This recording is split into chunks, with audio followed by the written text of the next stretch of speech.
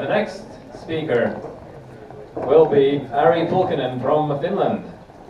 And Ari is an award-winning composer and sound designer with over 15 years of professional experience, and his works include original and award-winning music and audio for games such as Angry Birds, such as Nex Machina, such as Riga, Alien Nation, and Super Stardust HD, and of course Train Series.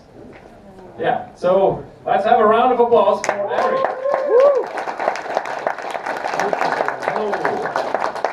So great to see so many of you in my lecture. Usually if I do music lectures there's like 5 or 15 people, but this is better. So, you already said so much of my stuff, so I'll just skip this first awesome stuff here. So, let's go online. Demo effect. Not me. So, let's start. So, who many here is a music guy, audio guy? Hands up. Okay, 2, 3. Who, when you go see movies and play games, do you think the music and audio is super important? Okay, nice. Then we're doing good. Great audience. It's easy to sell. So, let's start. So, run your game with music. Boom. How do you I get it. You have to stick the Okay, no problem. So, if we just can get this going, I'm so tied to this that I can do some like improv, like Arnold Schwarzenegger voices. I actually did Arnold Schwarzenegger voices in Finland for film sound. I like to do like voice acting also. So now I have to do it like, yeah, this is Arnold Schwarzenegger. You have to see my new movie. It's called The Last Stand. And now I'm going to go with the lecture. Get down. Okay. I'm not gonna continue with this voice, yeah. Okay. So I think you recognize something here. So of course, yes, Angry Birds, I did that. And for me, like Frozen Byte games, I started in Frozen Byte games as an in-house music audio guy. And let's go this really fast. So I started in Frozen Byte in 2003. I was in-house music audio guy there. I also did scripting, I like world building. I wrote stories also because, you know, in a studio when you have like in-house audio music guy, they usually have a bit more, you know, time to do something else also if your company doesn't do like many games in a year. But yeah. Then I started my own company in 2008 called Ari Tunes. It's like iTunes but better. And I've been working a lot of games since that. And I do basically every genre, every kind of music. I used to do sound design for 10 years-ish. And I haven't done that like in 3 years anymore because, of course, obviously I don't have that much time.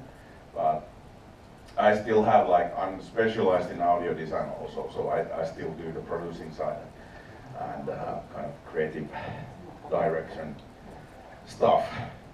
All right. Let's actually start this lecture.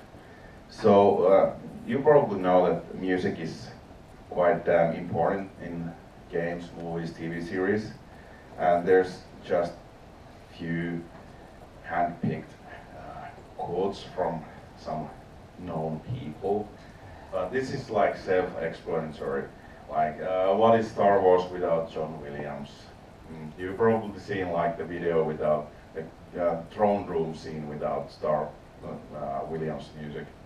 It's funny, and I would recommend you to see it. And that kind of stuff is kind of I usually start, but now I don't have it. But you should Google it. Star Wars without John Williams. Anyway, I'll show you this nice video from like people that love my music. They have been doing these covers. I really enjoy seeing these. They're fun. Let's see how it works. Does it work? Is there no? It's not important one. Probably not. Demo effect. It's interesting. Almost works.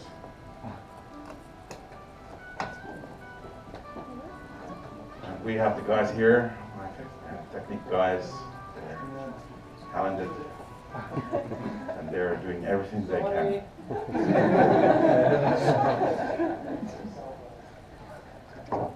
Yeah, you have to press the button, yeah. There's a big battle coming.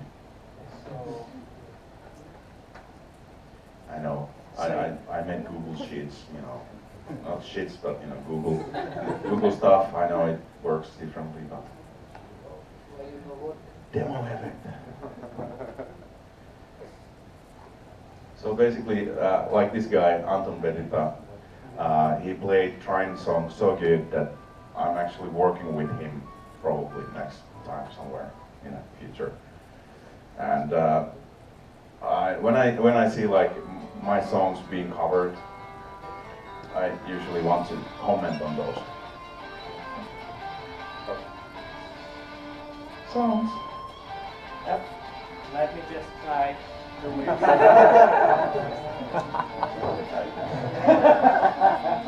Yeah, sometimes we're problem solvers like this.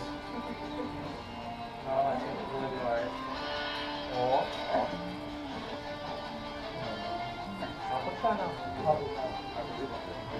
Anybody has any solutions for this? Luckily the lecture is like 1 hour. Yeah. So we have time for this. Where is this Well, going? I can actually like continue with the lecture, and when we get the videos working, Sure. let's go with the next slide then. Great. Boom.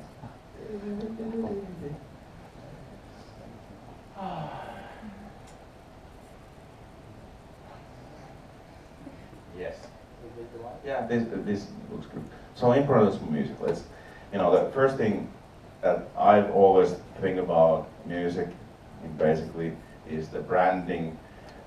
You know, that's why I always try to compose the main theme first for any game, if it's possible to compose. So basically, well, if we think about Angry Birds theme, it's like it's 4 notes, and you basically know what the fuck you're listening. Sorry, my English, but for me, it's been always important. Like as a gamer, as a movie watcher, TV series watcher, going to theater or anything, when you have the certain moment, you recognize that the music that you love, and you have instantly the feelings from the situation you have experienced that, and it's part of the brand that I really love to create, because of course through music, you know, you remember lots of history. You remember when you first met your wife, what music was playing. You remember like scenes from movies and games that, you know, you listen to the song, you remember your feelings basically, and the scene and everything. And yes, we have extra help. And of course, for the games, it's like continuity, and I always try to go with like extra bonus material for all of my soundtracks, of course, because like I've seen forum discussions that, you know, we bought the game, we should own the soundtrack. What the hell, man? And yeah, sure. But if I even add one bonus track to the soundtrack, people are like, oh yeah, there's bonus stuff in the soundtrack, and that's nice. And you know, gamers tend to be like that, a bit. But for, you know, many games and that I've done, I've tried to add like remix of some song that I really like, just for the. God damn, this is like they're doing stuff. I'm so glad I don't need to be those guys right now. And of course, when you go like super pro with music, the music industry is different than game industry. So copyright societies, I'm not condemning them. They're actually good for business. And if you think about music industry, it's like over 100 years old, and they actually know how it goes, how the synchronization goes, and how do you get money if some orchestra is playing it, like if London Philharmonic Orchestra is playing Angry Birds, I might get like 15 cents out of it. So nice. And that's always like beer money, which is always a good thing. And let's continue with the slide. I'll need to switch the screen in order to try to fix the music. Yes, he needs to switch the screen. Yes. Okay. Can we do a question in the meantime? Yeah, sure. So, like when you...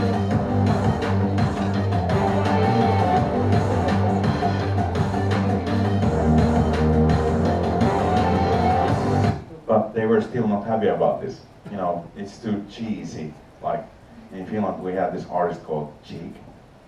So he's like too pretty, like, well, not like US West Coast guy. I can tell you that. But the thing is that I changed the bass lines, and I really tried to make it more rap. Changed a lot of instruments. I hope I can. Oh shit. Well, we can listen to this again.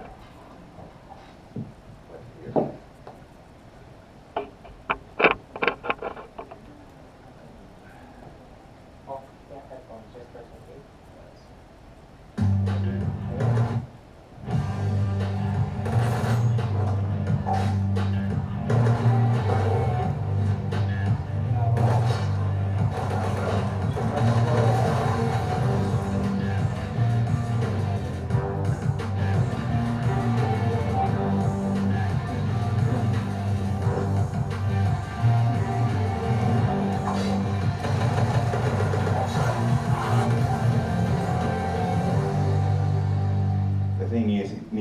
More like casual, more not party mix. This wasn't a party mix. The final version. Slower. It's the same tempo than the rest of the demos I made, but it feels slower because of the bass line. Okay, that's one example how the development of the music design goes in the games. Let's continue with the lecture.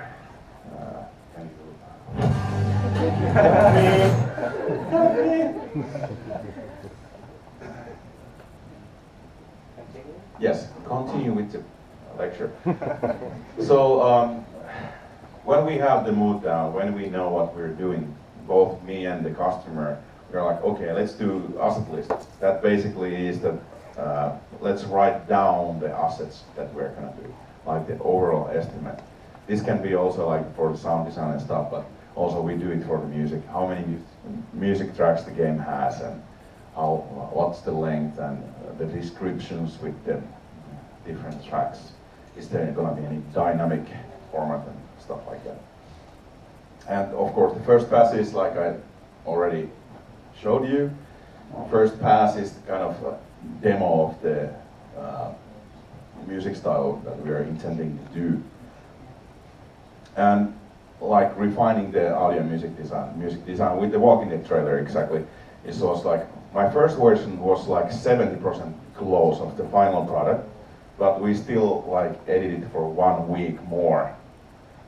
You know, kind of, there's a difference between like different people, what they think about is cool. For me, the first version was cool, but you know, the version I made the last is also cool, but at least we spent a bit money there.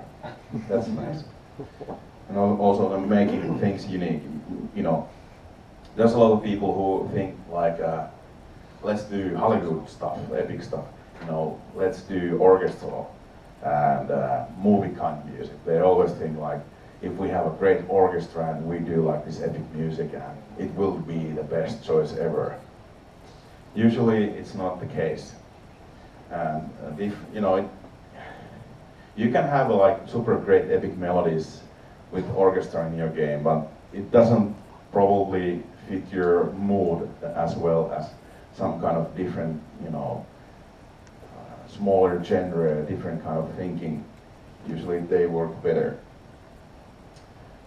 And also, project goes on. Let's assume I made also like deal we're doing with the asset list, and I'm crunching stuff. And usually game design changes come, so they can come like publisher can say that we need to make the game faster, or we need to make the game darker, we need to make the game like happier.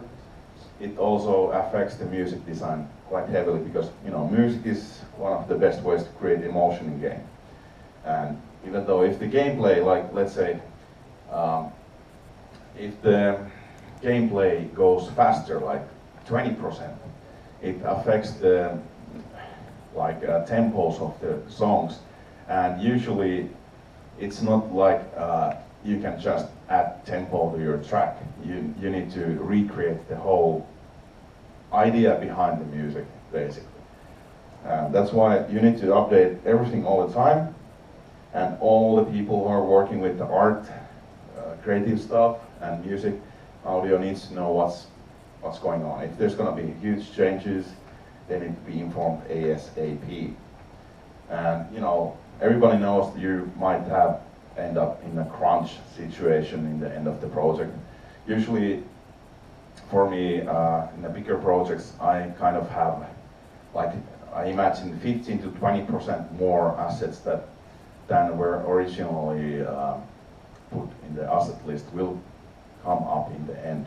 So with big project like Alienation, let's say, it was like 3 years of my time, and it was like 3 or 4 months that I assumed that there will be more stuff to do. So it worked. And Master Mix, that's beyond rocket science. I couldn't even imagine like telling you how to do a Master Mix for huge AAA games, because I can't remember anything. It's if you think, you know, I've said that if you mix like huge orchestras, like you have 64 pieces player orchestra or even more, and you study to be a mixer for live mixer for that, and you need to know exactly who is playing how and stuff like that. But for games, I have like in Alienation I have like let's say over 8,000 sound files, and the game played over 100 sounds each second, and and of course every sound has a variation sounds. So very hard. So do I have 1 minute left? Let's say 5 minutes because we had some. Yes, let's add 5 minutes. Sorry. Yes. So if you know Next Machina, I would show you. Well, we had this kind of goal to create as modern synthwave stuff as possible, and we had some problems because the game creators themselves didn't like the first stuff. I tried to do more like casual fun stuff, but they really wanted to do like this serious synthwave stuff that fits the game world better. So we need to teach like 5 tracks and recreate. Luckily, I was doing Matterfall with Hostmark, so we could like change the 5 tracks to Matterfall, and I recreated, slowed the tempo, changed the instruments. So I now got 5 tracks in Matterfall game. Great. But this is the first trailer for Next Machina, and this is kind of cool shit.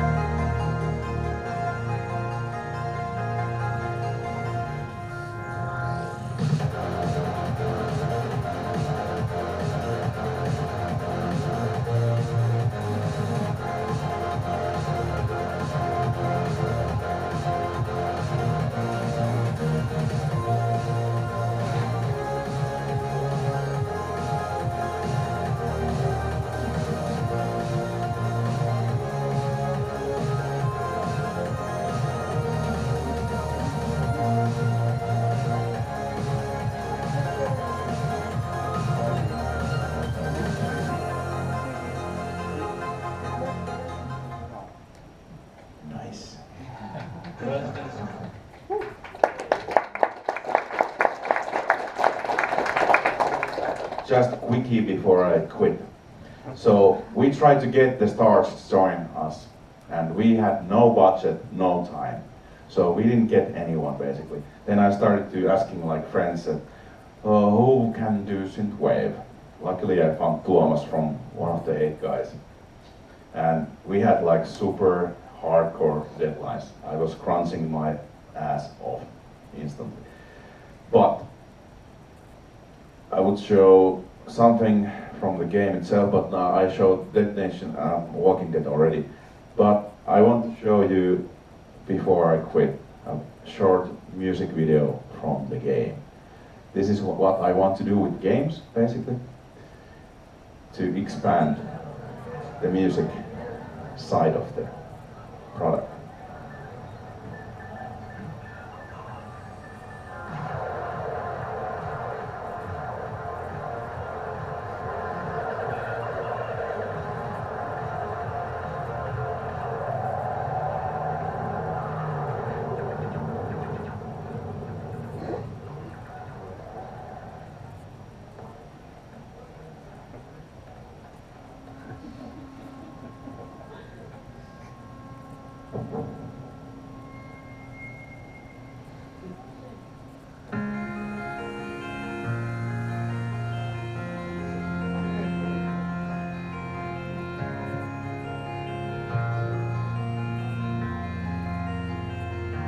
I made the track like 1 day before the game went gold.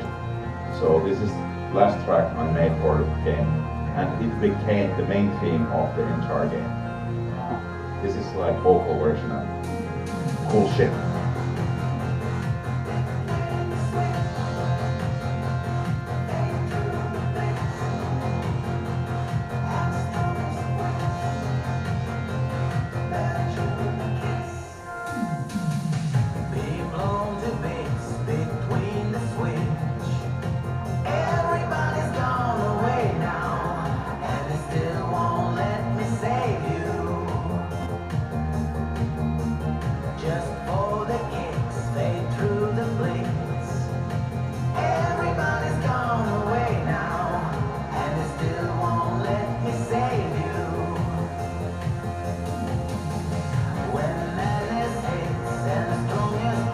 Song tells about the arcade gaming going down. This is like relationship ending song, but tells about arcade games are dead, basically. In a huge scale, of course.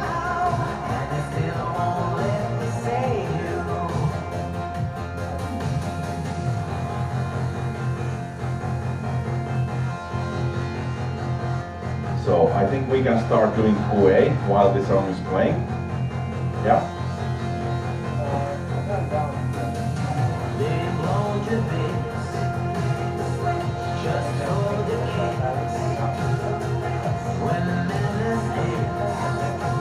Well, first of all, thank you for the presentation. And as you said, in Finland, it was indeed really cool shit.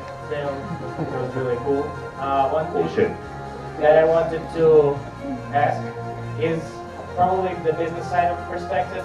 You know, when artists get commissioned art and then like there's an arrangement for a sum of money and then clients, can you redraw this thing one more time and one more time? Do you normally charge for the project or for the minute as a composer? I would say that smaller projects, I kind of know the amount of work I'm gonna do, like, basically. So with smaller project is, the easier the budget is to create.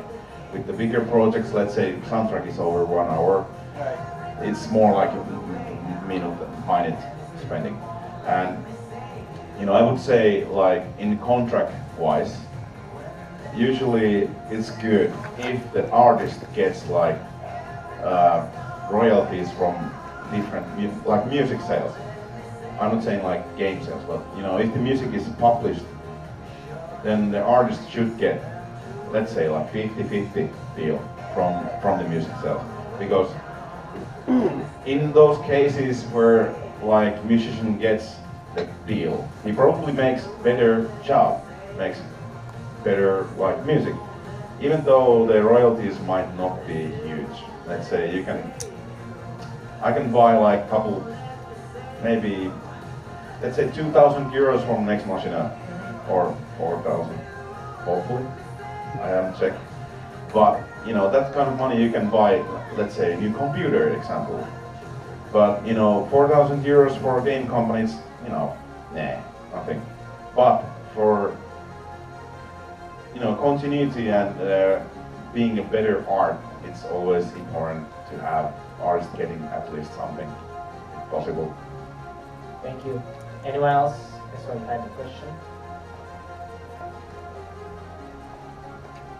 I look so cool in the video. Thanks for the great part. My question is, on which stage of the game development you would recommend to start with music design? Which one? On which stage of the development process do you recommend starting with music design? The bigger the project is, the earlier the artist should come in. But let's say like mobile games, like, well, good example is Angry Birds. They had the first alpha made, and basically graphics are there, and the game is like 3 months from publishing. Like, that's okay, but I would go even earlier. Like, even though mobile games are small scale, on scale, but you know, music and audio design is pretty important, creating a mood. I would say, like, when you have the first locked design version of the game, it doesn't need even be working as a game concept, but the concept is locked and your team is actually knowing what they do. That's a good time to have a beer with your artist. You know, just, you know, in that time, artists can even invent something, you know. Thank you. I think we can have one more question, like one last one, if anyone is having something. Right.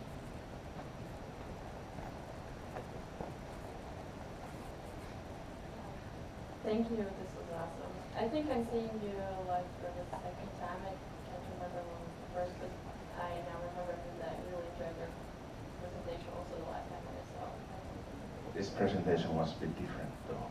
Yes, it was, but, well, anyway, I have like 2 questions. The first is, I would like to know, how did you get into the music? Like, did you have an education, or how did it all start? And my second question is, what would you recommend for people who want to start doing music stuff or sound design for games? I can actually answer, you know, 2 questions in one. Do like I do. Basically, get involved in indie games. Indie games are easy place to work, and you know, they're not that business. You know, I started doing like indie games myself, and the first game I made was Starfight 6 Gatekeepers. My friend from, it was my summer cabin neighbor who actually made it. And it was featured in PC Gamer UK and Germany in '99, I think. I think it was like the biggest freeware game. You know, then we had like freeware game. I don't know if you know it. Who knows what's a freeware game? Yeah, good. You know, all the times. Yeah, but I just started working as a hobby basically, and then I got like good games behind me. And basically, when you're working with friends, so to speak, if you're telling a guy, a girl, you know, just get involved, because the indie companies love to work with rising talents. And if you can go networking, start with the indie companies. And when you get some good indie stuff out, you grow up your CV and, you know, graduate. You know, it's also like, I didn't study. Academically, I studied all by myself basically. So when I started, there was no academics to go in. But I would say, like, if you know how good you are, trust yourself, and you know, try to be involved in the games you love to do, and the stuff you like to do, and art you like to do, and just go for it. It's all about the passion, I would say.